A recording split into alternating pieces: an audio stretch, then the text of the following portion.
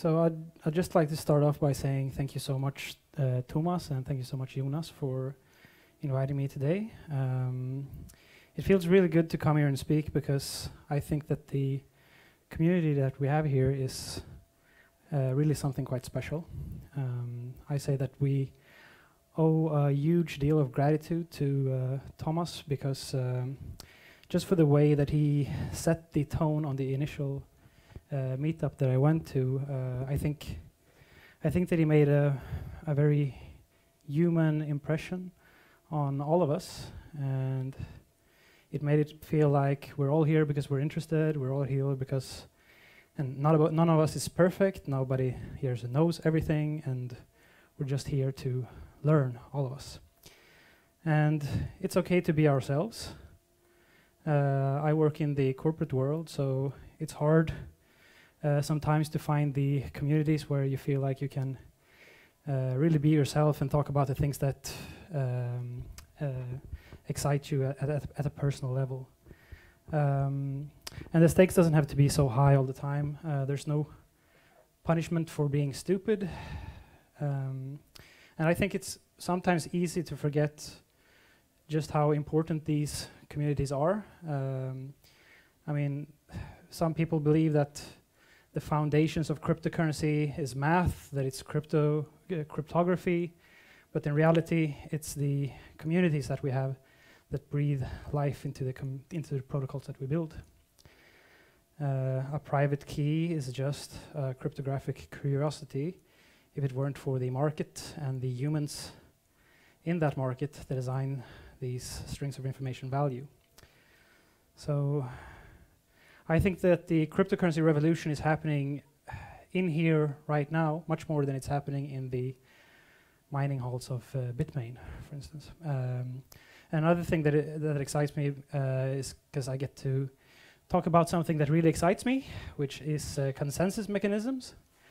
But we're actually going to go a little bit deeper than that and talk about something that's even more interesting, which is cryptocurrency fundamentals. So it's been, well, in 4 months, it will have been 10 years since Satoshi Nakamoto released the Bitcoin white paper. And yet the discussions around what defines Bitcoin are much less clear now than they were 7 or 8 years ago. And the smartest people that I know are the people that have one thing in common, and that's that they never stopped learning. They never once believed that they were fully educated on what cryptocurrency is. And what I've come to learn after studying cryptocurrencies for more than half a decade is that I think that we're dealing with something that is historically unprecedented. And I don't want to sound like I'm crazy or anything, but you are. I'm pretty sure that what we're dealing with here is digital elements, just like we have elements in the physical world on the periodic table. We have now digital elements in the digital world. Sorry, I seem to lost my mouse. Oh, there it is. And I would even go so far as to say that there's a non-zero chance that in the future, when we look back at cryptocurrency, we may see it as the first sign of primitive digital life that emerged in our universe. So if this sounds crazy to you, I want you to think about a mushroom. And specifically, think about the lower part of the mushroom, the mycelium part of the mushroom that is below the ground. So the mycelium, it does two things. First, it extracts nutrients from things that it finds in the ground. And secondly, it decomposes these nutrients back into organic soil, which releases carbon dioxide back into the atmosphere and allow new things to grow. So the mycelium, it doesn't only live in harmony with the ecosystem, but it is important to the ecosystem. It both absorbs value and brings value back to the nature. So this mushroom, it's actually considered a life form, a living organism. So now consider Bitcoin.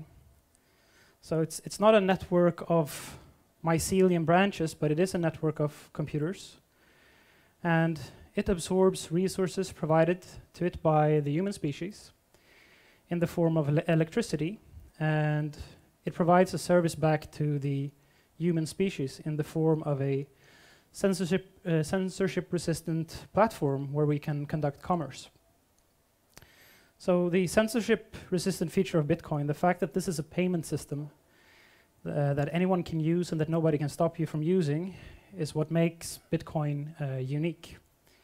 So just like the mushroom plays an important role in the ecosystem of nature, Bitcoin plays an important role by providing its unique censorship-resistant features to humans. So Bitcoin isn't alone in the digital world to provide something that is unique. There are many servers on the planet that does unique things, but what sets Bitcoin apart is that it can't be shut down, and the reason for that is not only that it's decentralized, it's more than that. It's really the interesting thing that Bitcoin can do. It has found a way to bribe humans to feed it with energy by issuing its own currency to humans. So that's what actually is happening in the mining process, that when the Bitcoin is mining new units of itself, it gives that to the miners who are devoting the most energy to it. So how can it be that Bitcoin, a software protocol, actually has the power to bribe humans to do anything? Well, that's exactly it, because it offers this valuable service that we need access to that we can't access elsewhere. So, and this platform will only serve those 21 million Bitcoins. And that's how each individual coin has value.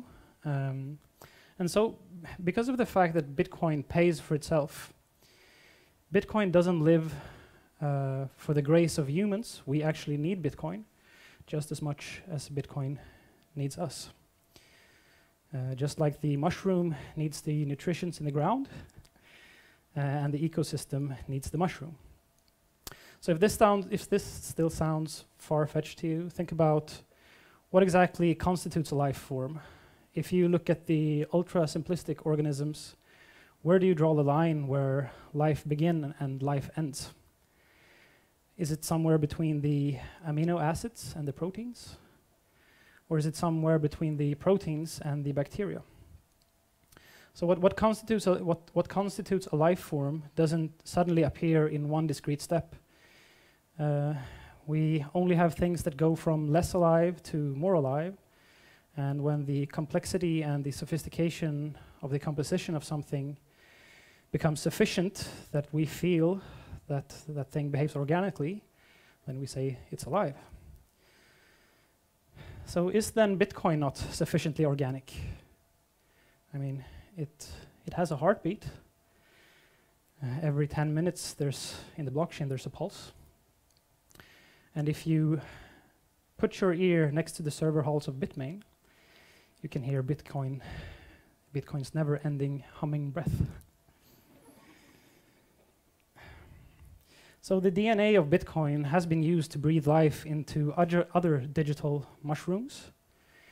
In this chart here, we have the bloodline of Bitcoin, and we can see this is Bitcoin here, and that's Tenebrix that was later forked into Litecoin. And Litecoin resembles Bitcoin, it's just that it has a different hashing algorithm and a quicker pulse. And whenever a new cryptocurrency falls onto my desk, I'm sort of convinced that I'm like Carl von Linné, learning for the first time about a new living organism. And I'm also just like Darwin, who's observing the survival of the fittest in the Hunger Games of crypto. And once again, evolution will eliminate the weak so that only the good genes are passed on. And within the core of those genes, of the core of that DNA sits what we call the consensus mechanisms. So the consensus mechanism of cryptocurrency is the most significant of all the cryptocurrency fundamentals. But it's also the most poorly understood feature of cryptocurrencies. And as a result of that misunderstanding, what I'm going to talk about today is probably not at all what you expected me to or what you wanted. And while you think it's because I'm giving you the wrong answer, it's actually because you're asking the wrong question. To demonstrate my point, let me ask you this. So who in this audience can tell me what the consensus mechanism of Bitcoin is called?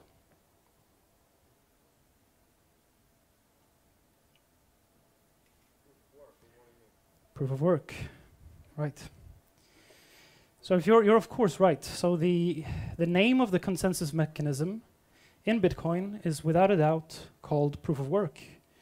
Bitcoin uses proof of work to maintain consensus in its peer-to-peer network. That's from the computer science Wikipedia page on consensus. And if you go to any website and search for Bitcoin's consensus mechanism or consensus algorithm, every one of them will say that proof of work is the consensus mechanism. But this is, however, entirely incorrect. And that's something that we've learned as a community only in the last few years. And this leans into what I was saying before, that the smartest people that I know in this space are the people who call themselves forever students of crypto and nothing else. Because we're constantly learning new things about how this organism operates, and that learning never stops. So I'll now take you on that journey, the journey that the Bitcoin community has done in coming to this conclusion. And that journey begins at the beginning, of course, in the ancient scrolls of the Bitcoin white paper. So this excerpt here is from the now sacred writings of Satoshi Nakamoto, blessed be his name. I will now read from the holy writing. Proof of work is essentially one CPU, one vote. The majority decision is represented by the longest chain, which has the greatest proof of work effort invested in it. And now for many years to come, this would be the one and only definition of consensus. The chain which has the most hashing represents the majority decision and is how consensus is defined. But in the second sentence, less famous sentence, Satoshi would introduce a measure of subjectivity into this equation. And once this sentence became better understood by the community, everything changed. So I will now once again read from the Holy Scripture, blessed be his name. So, if a majority of the CPU power is controlled by the honest nodes, the honest chain will grow the fastest and outpace any competing chain. So we now have the concept of honesty to deal with. And if we keep reading, we go to chapter 11. In this chapter, Satoshi defines that an honest node in the Bitcoin network is a node that wouldn't accept blocks that make arbitrary changes to the protocol. And this is where things start to get interesting. So we move up a level. And we realize that consensus isn't decided by the amount of hash power alone. We realize that there's also a set of a set of rules that every chain must follow. So a chain is not suddenly valid just because it has the most hashing power. Otherwise, like Satoshi says, the miners could do very evil things. They could steal money. So we must have a set of rules that we agree upon before proof of work becomes the defining factor. So here's a list of the various consensus rules in Bitcoin. And if we agree that following all of these rules are a requirement for a block to be valid and for a transaction to be valid, we realize that proof of work can actually only help us decide which one of two valid chains is the right one. What proof of work doesn't help us with is decide which rules are valid. I will now try to illustrate what I mean with a simple example. So imagine that these are blocks with transactions in them that are coming into the Bitcoin blockchain. And all of them are following the consensus rules, and they are all validated by your own Bitcoin node, your Bitcoin software, where you validate the rules. And at one point, the miners making the blocks decides to make a bad block. Let's say he wants to put an invalid transaction in there. He wants to give himself 10,000 Bitcoin.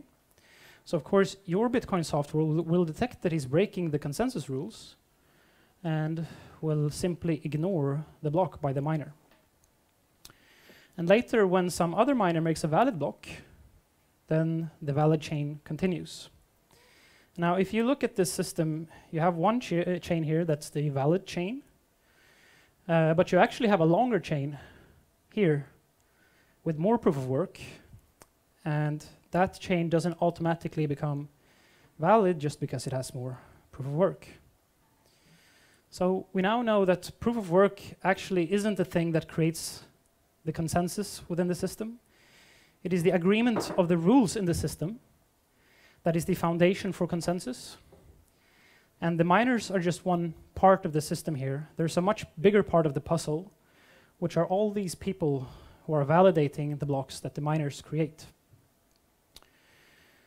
So we realize that so far, if all you know about consensus in Bitcoin is proof of work, you actually still don't know anything about consensus in Bitcoin. Just like in the movie Inception, we need to go deeper. So if it isn't proof of work that defines Bitcoin, but the consensus rules, what defines the consensus rules of Bitcoin? So you may laugh at this idea, but this was actually one of the strongest held beliefs within the cryptocurrency community, and still is one of the most strongest beliefs held today, that Bitcoin is the currency that is defined by the original rules laid out by Satoshi Nakamoto. And the way that we reasoned was that every time you change the rules of Bitcoin, that becomes its own alternative currency. Just like Litecoin changed a few parameters, that's now its own separate currency. So the thesis here was that you can't change Bitcoin. You can only, any attempt to change Bitcoin will create an alternative currency. Now, one of the people who thinks this way is a close friend of mine. He's a Bitcoin core developer, and he has contributed to the source code of Bitcoin. And he holds this theory very strongly. So it was kind of a funny situation when I was able to show to him that the Bitcoin that we have today does not actually follow the rules, the original rules laid out by Satoshi Nakamoto. In fact, if you look at Bitcoin's history, the rules have already changed 2 times. So by my friend's own definition, the Bitcoin that he owns and loves isn't Bitcoin. In fact, he has never used Bitcoin in his entire life. Imagine that you think you are a Bitcoin developer for several years, and then you wake up only to realizing you've been developing some shitty altcoin. So as silly as this may sound, this confusion actually made some people not know what Bitcoin was anymore. So can you imagine using Bitcoin for 5 years only to realize one day that you don't know what it is anymore? Definitions are difficult. So consensus really isn't easy.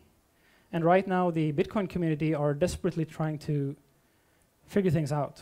So we have a bunch of other theories. So just in the Bitcoin community chat, we have 3 separate definitions of Bitcoin. Actually, we have 4 different, the first one also counts. So the 2 first definitions here, they don't actually make an active decision. They just say that, okay, well, we'll let the market, if there's 2 different versions of Bitcoin, we'll just let the market cap, the one that has the highest price, decide what is Bitcoin. And other people say that we'll just let the miners decide what is Bitcoin, the chain that has the most hash power, the most proof of work, that will be Bitcoin. And then we have a 4th group that say that, well, the thing that's Bitcoin to me is the one that most closely follows Satoshi's vision. So they don't care so much about the rules that Satoshi laid out, but the way that he described Bitcoin, what the purpose of Bitcoin was. And to them, that's a digital currency that you can move for low fees, reliably. And so it's the vision that counted and not the actual rules in the protocol. So this upsets the first group, because now they say that, okay, so if you just follow the market cap, if Ethereum gets the highest market cap, is then Ethereum Bitcoin? Which has led to the groups 2 and 3 to now say that, okay, well, everything can't be Bitcoin. It has to come from the original Genesis block of Bitcoin to really be Bitcoin. We actually have a channel in the Swedish Bitcoin chat, and we can't even agree with each other what is on topic and what is off topic in this channel, because when the guys from Theory 4 start speaking, the people from Theory 2 or Theory 3 and Theory 1 will say that what he's talking about is altcoin, and that's off topic, so you should move to a different channel. So we've had a lot of discussions about it, what to do, and there's been people threatening to leave the channel if they don't get to talk about what they think is Bitcoin in the Bitcoin channel. And the admin of the channel, the founder of the channel, has said that his biggest mistake when he created this channel was to name the main channel Bitcoin, and he wished that he would have selected a less controversial term. So things really heated up in 2017. We came to a point where the block size in Bitcoin wasn't big enough for everybody. So people who wanted to get their transactions into the blockchain in a timely manner started to outbid each other. And the fees got more high, they got more expensive. So the people from Theory 4, who defined Bitcoin according to Satoshi's vision, they said that, well, now that the fees are expensive, this isn't Bitcoin anymore. So we must increase the size of the blocks so that the fees go down again. So this part of the community, the Theory 4 part of the community, actually changed the consensus rules in their software to increase the size of the blocks, which forked them off into a separate network. And that network is now called Bitcoin Cash today. So I'll use my little animation here to make things a little bit more clear. So when Bitcoin Cash launched, this is what it looked like to the Bitcoin community. Suddenly this invalid parallel chain shows up. But from the Bitcoin Cash community, this is what it looked like.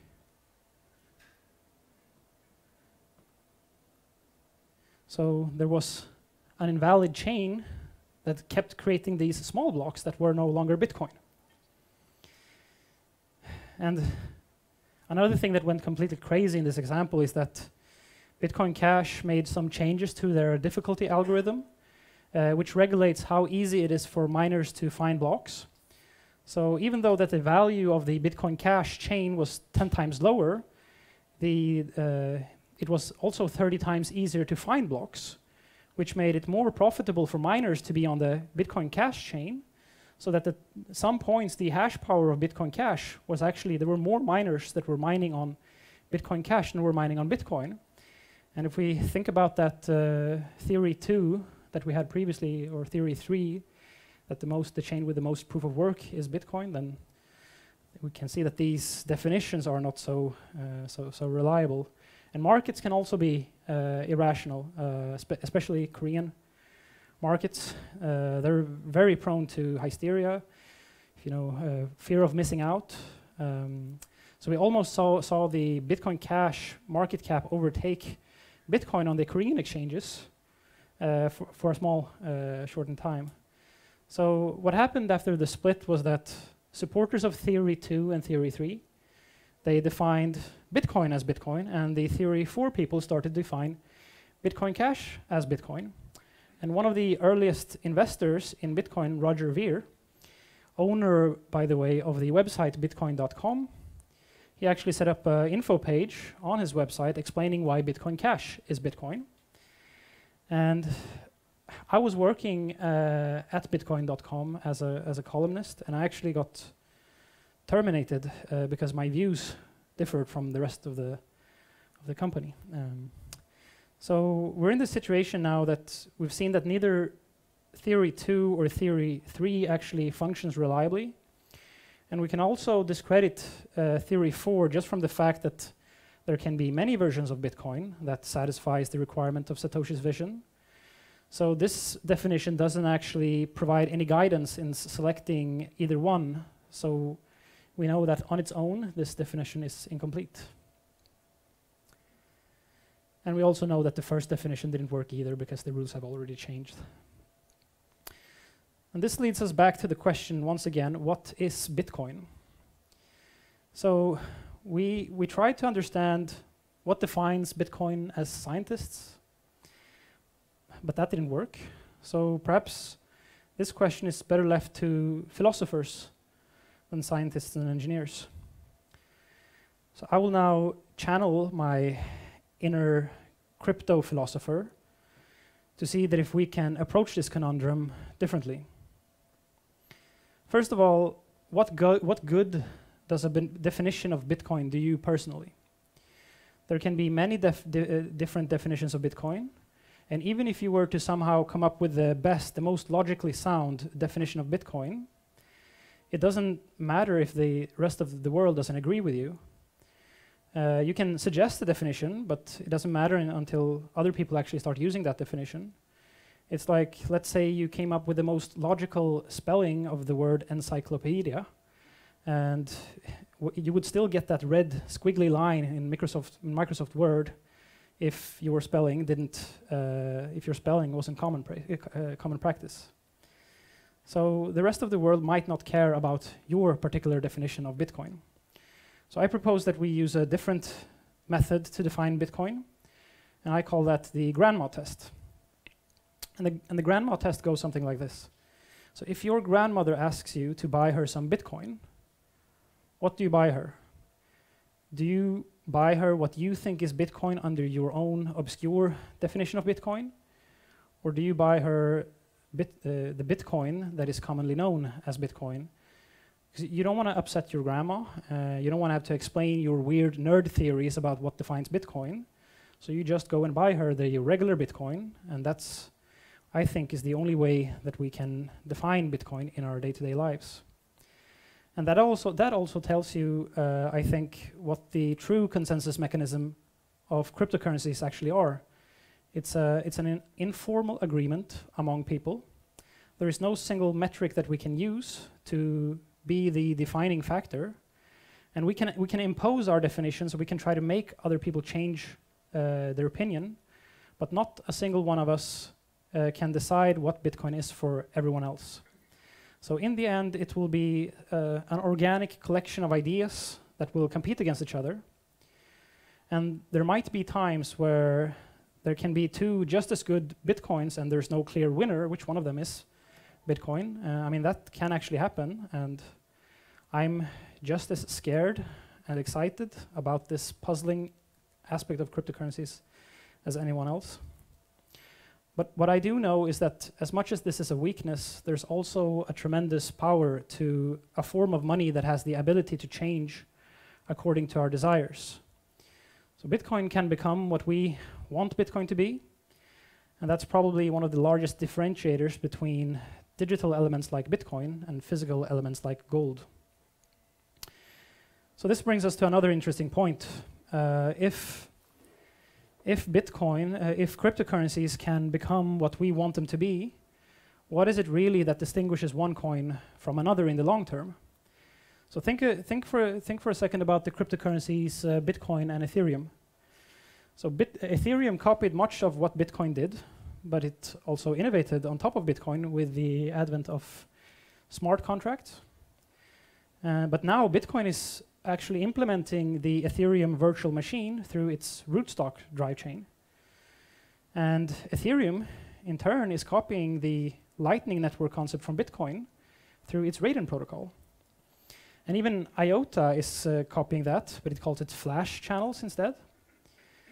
And then you have Bitcoin Cash. Bitcoin Cash is introducing new opcodes that will allow Bitcoin Cash to issue ERC20 tokens, just the way that Ethereum has. It will have its own standard formats for creating user-based tokens on top of the protocol. So it kind of becomes like when you're rooting for a sports team. All the team members in the sports team can be changed. So if you're a Manchester United fan, what you're actually is a fan of is a set of clothes, because the players can change, but the clothes remain the same, right? And with cryptocurrencies, you're rooting for a brand. Maybe that's exaggerating a little bit, but at least you get the idea, I think. Bitcoin is there? Yeah. Okay. All right. And how do you think that the evolution among the species on Earth would have looked like if the animals could copy each other's advantages? I think it certainly brings a new twist to the Darwinian theory. Now, returning to the core issue, so the consensus mechanisms themselves, as we know them today, their importance is largely overstated. And it's because what we call the consensus mechanism is actually not the consensus mechanism. The consensus mechanism is actually, these consensus mechanisms, the proof of work, the proof of stake, they actually only play a minor role in the whole of the system. And what they do is that they control the order of transactions and they control the distribution of the block rewards. But ultimately, it's these people that use the system that defines which rules these block producers must follow. And this was actually demonstrated in Bitcoin on August 1st last year. A large portion of all the users refused to accept blocks from the miners that didn't signal for an update that was called segregated witness. And what did you think that miners did? Did they keep producing those blocks that the users wouldn't accept? No. They changed their own code to produce the blocks that the users wanted. And we now call it the Independence Day in Bitcoin, August 1st.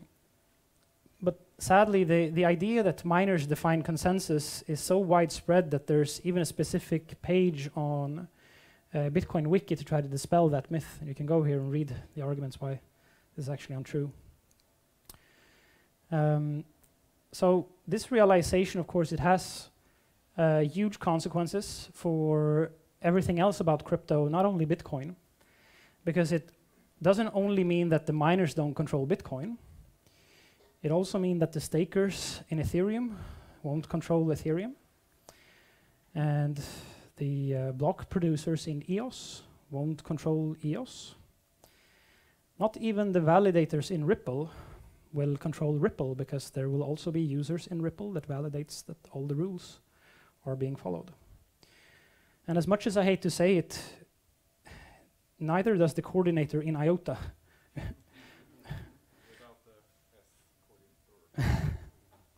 So every cryptocurrency actually has this base layer of just decentralization, which is that the rules of the system can't change all of a sudden just because of things that the miners or the block producers or the validators or the coordinators do, because everyone else in the system are validating the consensus rules. And while some of the leaders in these communities have more authority to affect what the rest of the network does and kind of convince them to change the rules, the community isn't bound to accept any rules proposed by any authorities or any block-producing entities in the network. So that's how the real consensus mechanism of cryptocurrencies work. So if consensus algorithms don't actually have any enforcing power over the consensus rules, why is it that we're always talking about them? Well, it's because the miners and the stakers and the validators and the block producers and the coordinator, while they can't change the consensus rules per se, they can perform very deadly attacks against the network. So what I'm really talking about when I'm talking about the centralization of Ripple, centralization of IOTA, EOS, and NEO, I'm not talking about the consensus mechanism, because we discussed what that was. I'm talking about the weakness or the lack of defense versus a specific type of attack. And that attack are namely double spend attacks and censorship. And the safety of the entire network depends on the security versus these attacks. And sadly, we're not going to have time to talk about all of that today, because this talk was supposed to be about consensus mechanisms. So that chapter we will leave for another day. Okay, I was expecting everybody to say, "Aww." Okay, we can maybe talk a little bit. We'll talk a little bit about censorship resistance. But these are very big topics, and we won't have time to cover much of it. So about censorship, let's say that you want to get your transaction into the blockchain, but Barbapapa is the only person who is making the blocks. So Barbapapa, he can simply pretend that he doesn't see your transactions. So the chain will still look valid to everyone else, because Barbapapa is not breaking any of the rules. So he just computes these valid blocks for everyone else but you, and you don't get to use the blockchain. And this is essentially what happened when Visa and MasterCard, this is exactly what they did against WikiLeaks in 2011. This is what censorship is and why it's such a big problem. Now, consider instead of Barbapapa, we have the Barba family. So he's not alone in making the blocks, but his wife and his kids are also involved. So now suddenly it doesn't matter anymore if Barbapapa is an asshole, because when it's his wife's turn to create a block, she will include your transaction into the blockchain. So Bitcoin has some censorship resistance. It almost looks like the Barbapapa family here. So it's not perfect, and Ethereum looks about the same. Now let's look at Ripple, for instance. So in Ripple, all of the block producers in Ripple are actually controlled by the company Ripple. All the validators are controlled by Ripple. So in Ripple, we don't actually have any censorship resistance at all. It's the same way as with the Barbapapa. And now the validators in Ripple can theoretically be changed. Your node has the ability to decide which Barba family it wants to use as its Ripple validators.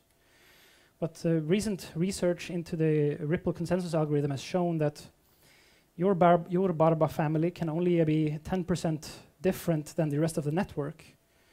So, because if it is more than 10, if you use a Barba family that differentiates itself with more than 10%, then your node isn't safe from attacks anymore. So Ripple are now migrating to a new consensus algorithm called Cobalt, which it still requires your Barba family to be 60% consistent with the other people in the network. So it isn't exactly true that you can select whoever your validators to be in the Ripple network. You must, in order for the consensus algorithm to provide safety, it needs to roughly be the same in the entire network. So I would say for the foreseeable future, Ripple or XRP won't have that censorship resistance that is the whole purpose of cryptocurrency. And when it comes to censorship resistance, it's the exact same thing with NEO. In NEO, all of the block producing entities are controlled by NEO. And so you have no censorship resistance in NEO either. And it's the same thing in IOTA. No blocks are valid in IOTA if they're not confirmed by the central entity, which is called the coordinator. So one conclusion that we can draw here is that it's actually really important who gets to be in the Barba family. And with systems like proof of work and proof of stake, the beauty of these protocols is that anyone can join the block producing family. In Bitcoin, all you have to do to join the family is you connect to the network and you start hashing, you start creating blocks. And in proof of stake, like Ethereum, well, that Ethereum might be, all you have to do is buy some coins and then you can start staking in the network and create blocks. And in recent years, we've seen these systems like NEO and EOS, where the block producers get to join the family, not by mining, not by staking, but if they receive votes from the EOS and NEO token holders. But what you have to realize about these systems is that while, yes, you can vote in and out the block producers into the family, the ones that are counting your votes is the Barba Papa family. So if the Barba Papa family is corrupt from the beginning, then they can censor any transaction, any vote that votes on someone else except them. And for NEO, this is always going to be an issue because all of the validators in NEO are controlled by NEO right now, so they decide who to vote into the network. And for EOS, I actually had pretty big hopes that this wouldn't be the case because they had a plan to elect 21 community members as their block producers. But that's what I've been spending most of my time on this weekend, is monitoring how this process actually developed. And I think there's been some slight mismanagement there. It seems like there's a single node that is now, I think that they were running out of time, and instead of launching the EOS protocol correctly, they said that, okay, instead of using these 21 preliminary nodes to count the votes for the nodes that will later be the validating nodes, they gave the responsibility to a single node and said that you are going to conduct the initial voting that selects the consortium that will start running the chain. So that's all being done by one node right now. And I mean, in EOS, if you see that the people who were selected in the initial voting round, you can still say that, hey, this looks bad, maybe the community should do a revote, we should maybe do it over again. So we do have some social measures to prevent that, but I just don't understand why didn't they do the initial voting on something like Ethereum, for instance, which is a censorship-resistant platform. Now they're using one node to conduct the voting, and we don't know if there's going to be any corruption around that node, if that node chooses to censor transactions. And even if that node doesn't censor transactions, a thing that can happen much later on is that a bunch of people come and say that, hey, there was something wrong with my votes didn't get counted. And how are you gonna know if these people are lying or not? So there can be disputes in the future that we can't prove if it was done correctly or not. And I just think it's going to cast a dark shadow on EOS, perhaps for a long time. So there is one last thing that I want to lean into before I finish. And that's the economics behind these different systems. And I also think that that is also one of the most misunderstood fields in cryptocurrency. So let's look at 4 different systems, and let's imagine that Ethereum is proof of stake. So you have a proof of work system, and you have a proof of stake system, and you have a delegated proof of stake system, and you have a proof of whatever, I just trust them system. And now, in popular science, if you read a magazine or whatever, is going to tell you that these 3 systems will achieve consensus for free. While proof of work here is actually the only one that is consuming energy. And not just a little bit, it's actually consuming the same amount of electricity as a small country, right? So let's walk through that theory for a minute. So in these 3 systems, the proof of work system, the proof of stake system, and the delegated proof of stake system, you have a block reward, right? So let's just imagine, for simplicity's sake, that the block reward is $1,000 and there's a new block every 10 minutes, just for simplicity's sake. Now, this little reward here, that is the only reason why it would make sense for anybody to mine anything in Bitcoin. And similarly, these $1,000 would be the only reason why anybody would stake anything in Ethereum. And it's also the only reason why anybody would run a block producer in EOS. So it's all about the reward. So let's pretend that we believe for a second that what we read in the magazines is true. That there is no cost for society to stake anything in Ethereum. In that case, the $1,000 is basically free money, right? I mean, who in this world doesn't want $1,000? So if all I have to do is I just buy some Ethereum and I stake it, and then I can be one of the stakers that gets to produce the next block, and I get to win this block reward. I can do that for some time. I keep earning these $1,000, and then at the end of it, a couple of years later, I sell my Ethereum. Then I just made a bunch of money for free, right? What if I sell the Ethereum for the same price that I bought it? Then I just put that $1,000 in my pocket every time. So if there is a way that you can make free money, don't you think that everybody in the world are going to try to do that? So, sorry? I mean, that's the case with real money. It's okay with real money. With real money, that's what's happening. Yeah, but people. Do you mean that they invest in things and they earn money that way? Yeah, but if you invest in something, you're taking on a risk, right? So you're loaning out your money or taking on a risk. So it's not fully free as well, staking in Ethereum. Of course, you have to secure the blockchain, but you have to run a node that's online. Sure. I will try to explain that slightly differently. So, and also in EOS, if you can just start a block producer and you're lucky and you get to be voted in by the token holders, then you start earning $1,000. That's a pretty sweet deal, right? But that is not how it works. So staking and producing blocks in Ethereum, it will become a competition, just like with mining. If staking has no cost, then everyone is going to stake in Ethereum.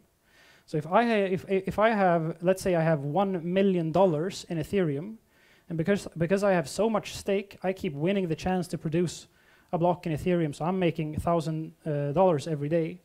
Then there's going to be a guy who has $2 million who says, well, I want $1,000 a day every day too. So he's going to get into the game as well. And it's going to keep increasing like that until there's a guy with $100 million, and he says, wait a minute. With these $100 million, maybe I could do something else. Maybe I could, buy a company, for instance, and earn more. So it's not worth for him to stake if the block reward isn't bigger. If the block reward is small, then it doesn't make sense for him to lock down $100 million just to earn that small reward. So he will only stake the amount of money for him that makes sense for that to earn that reward. So the point here is that liquidity is in fact a resource, and if you spend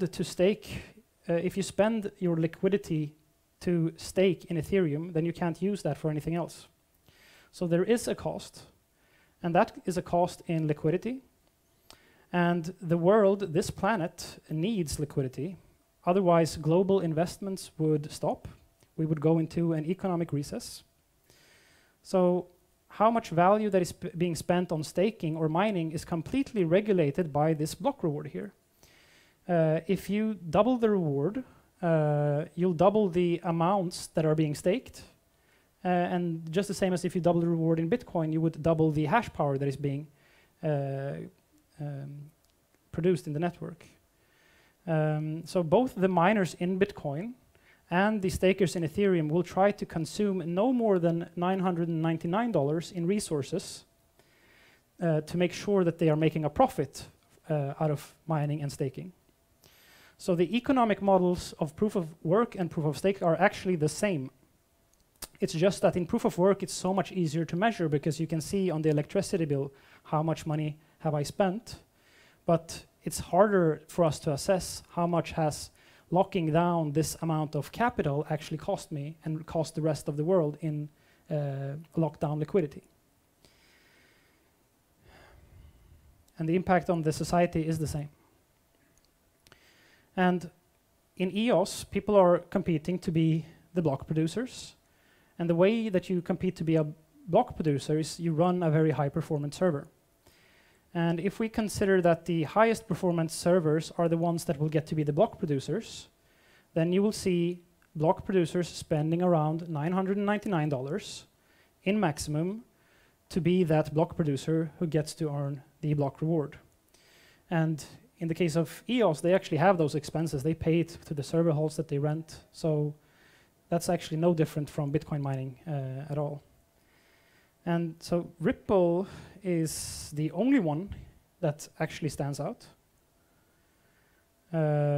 Because Ripple doesn't have a block reward.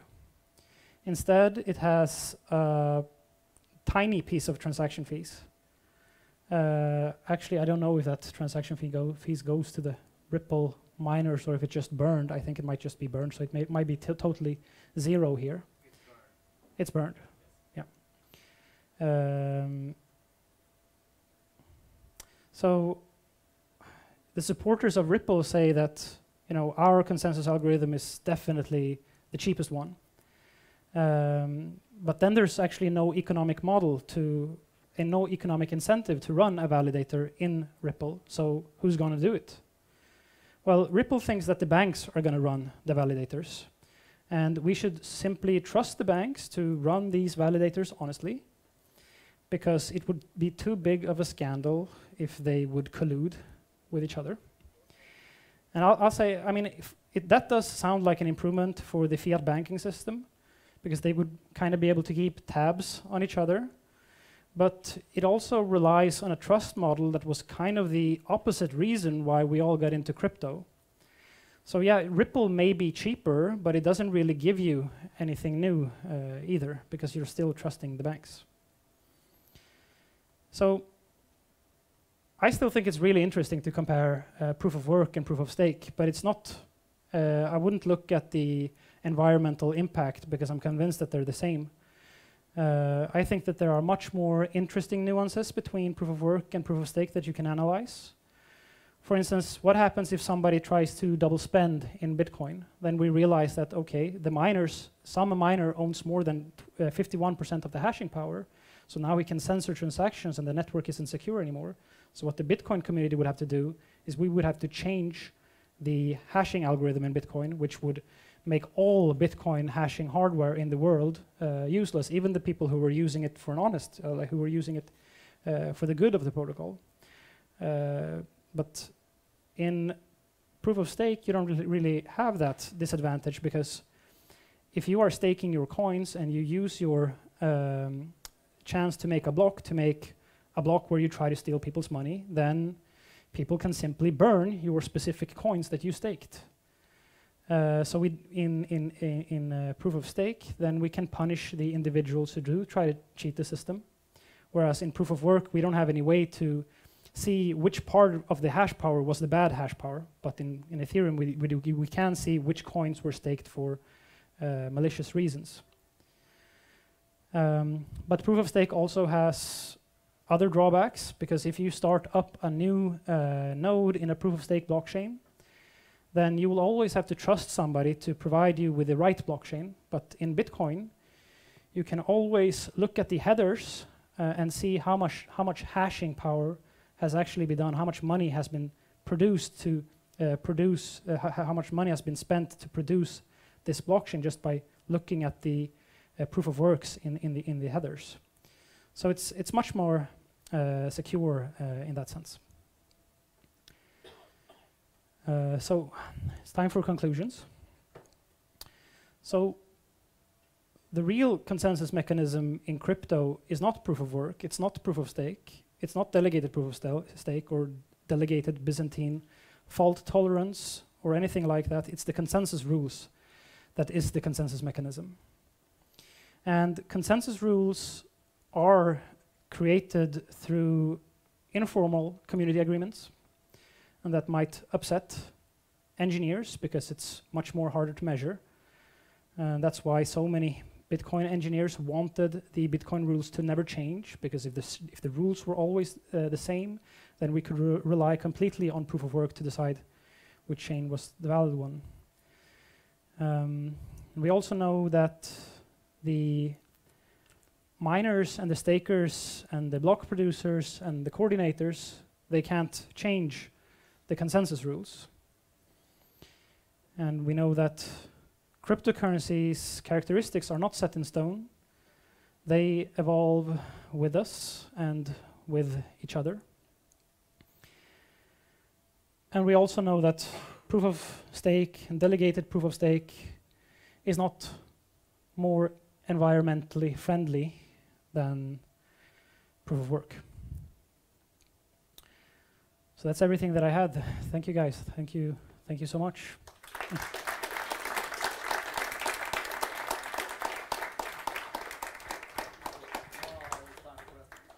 I think that we're going to have a small lunch break, and then afterwards we can have a break for question. Before, we had an idea, open for interpretation, but we thought actually it's kind of warm. Maybe we should go.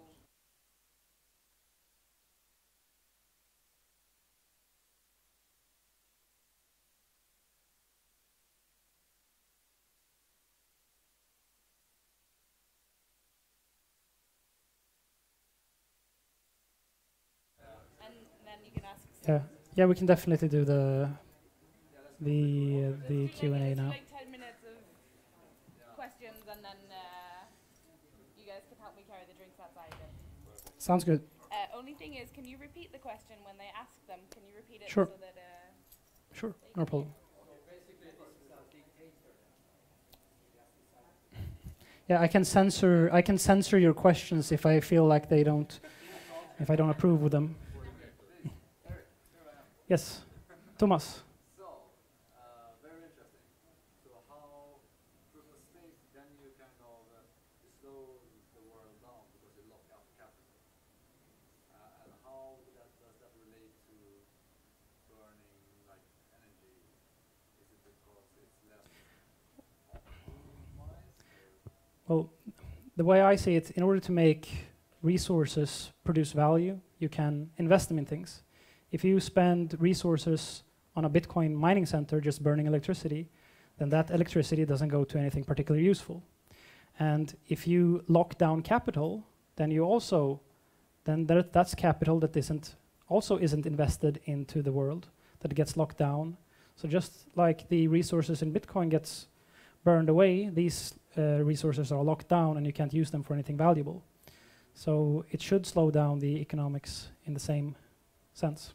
But I'm thinking then that, I mean, there are trade-offs maybe, and that because it will consume less energy. Like, or is the argument that Well, it's not so much about energy, it's about resources and how we use them.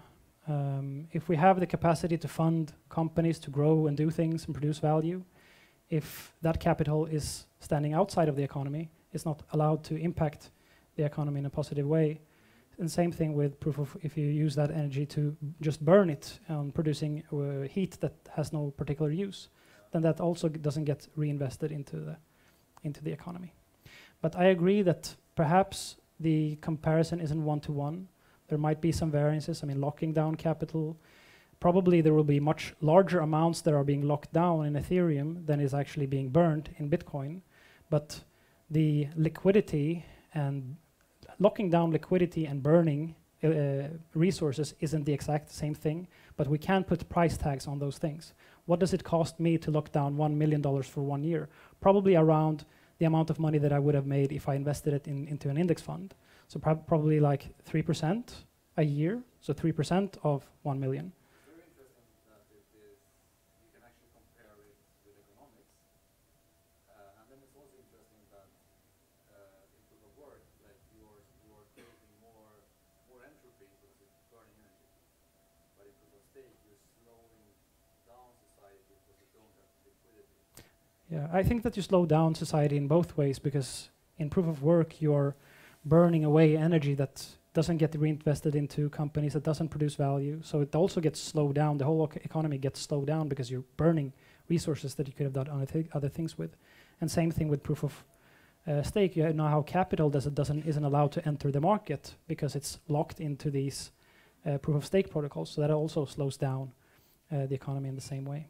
But isn't the capital mostly already locked down with investments?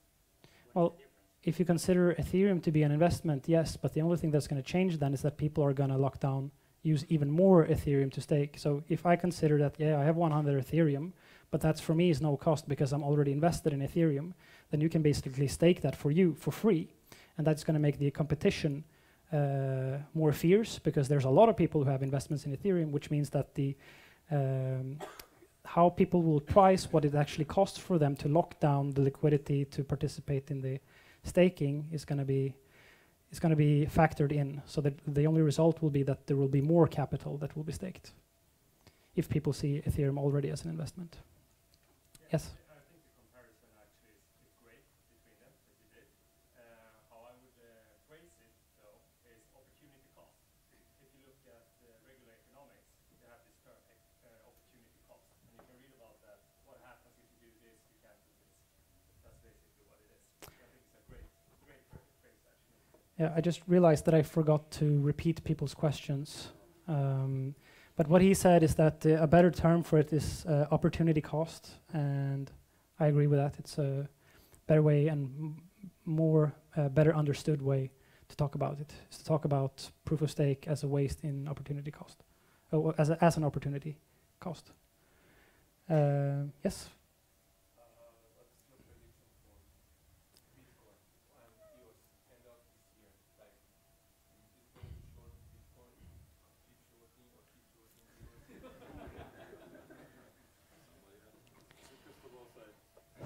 So the question is, what do I think about Bitcoin and EOS at the end of the year? Well, I think that the technical development that is going on in Bitcoin is the best that I've ever seen in the entire history of Bitcoin. There are more momentum, more developers that are working to improve the Bitcoin protocol. And we had a deadlock within the community for so many years because we couldn't agree on the block size debate. But now that community has departed, and now the Bitcoin Cash community are working on their projects, and we're working on our projects. And we are making progress with the Lightning Network. And we have a bigger block size in Bitcoin now also, so we do have a higher throughput. The protocol is getting improved all the time. So from a technological standpoint, the Bitcoin, the way that the things are heading is improving much faster now that we got the political deadlock out of the way. And what I can see, I work in the finance space with a lot of exchanges and clearinghouses and central securities depositories, people who are industries that are handling the traditional financial infrastructure. And I can see both from the banking side and from the exchanges that are so many people that are jumping ship from the traditional finance world. They are jumping to the cryptocurrency world, and these people are starting exchanges, they are starting funds, they are investing in this space, and they are creating the infrastructure that will make it easier for regular people to invest. So when and most of them jumped in the latter part of 2017, and I think that pretty soon we're going to start to see the fruits of those people's ambitions, because these are very productive people with very good contacts within the existing finance space. When we start to see the fruits of their ambitions that will come to fruition, when the next bubble comes, it won't be like the last time. We will be prepared that time. The exchanges won't have to shut down because they're getting too many people that are signing up. So we need that spark for things to start happening. But when it does happen, I think that the future looks much brighter than it did the last bubble. I'm not sure if we're going to break it at the end of the year, but I think that we're going to break the all-time high many times over within the next couple of 3 years. That's my prediction. Yes, Karvex. Yes. In Ethereum, we have this guy called Vitalik with the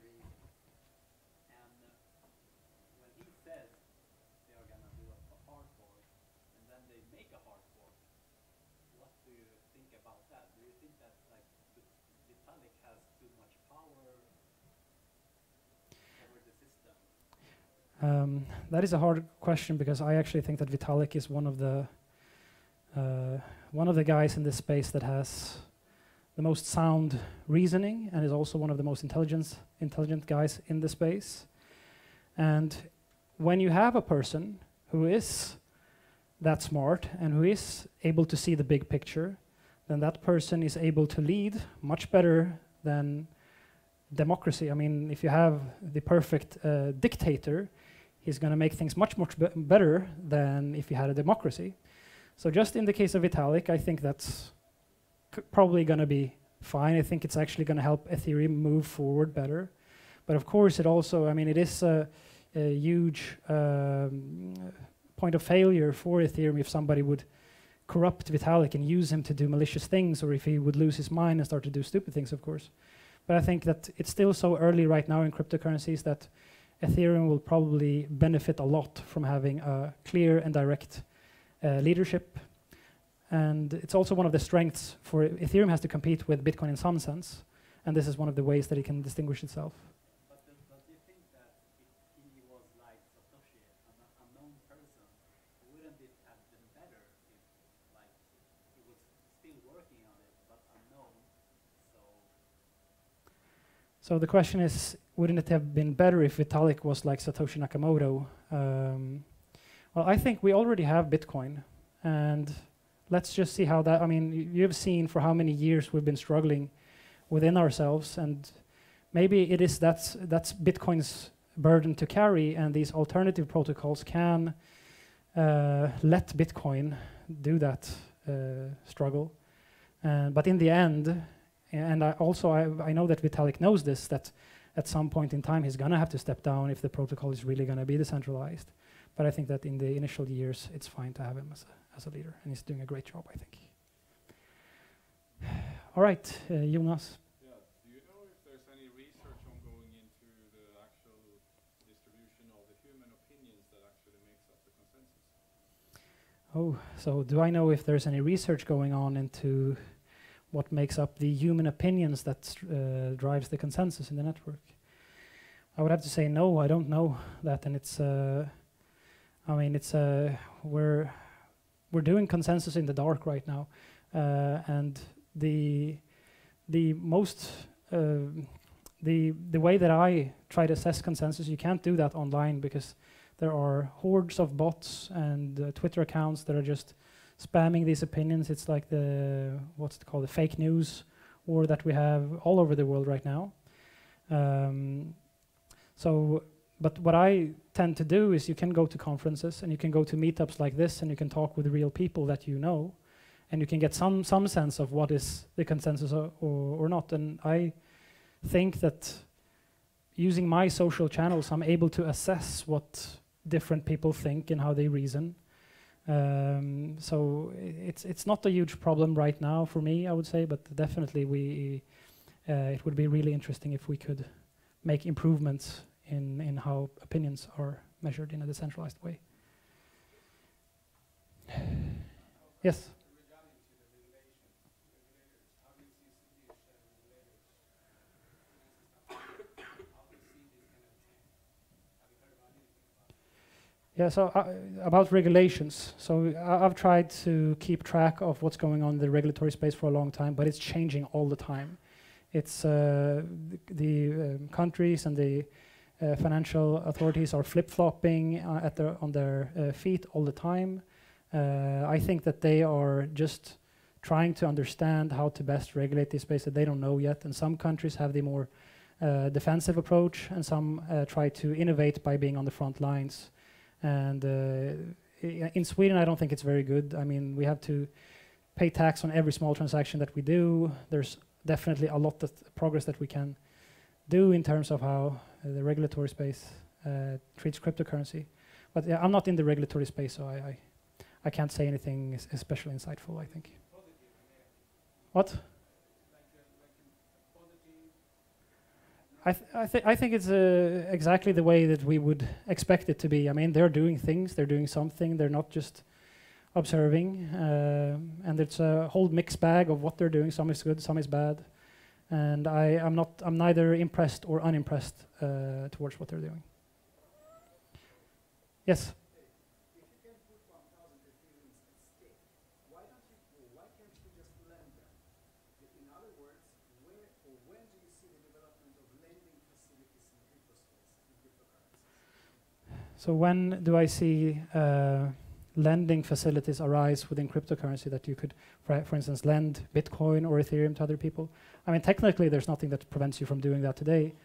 I just think that when people get the hold of their cryptocurrency, they don't want to give that away.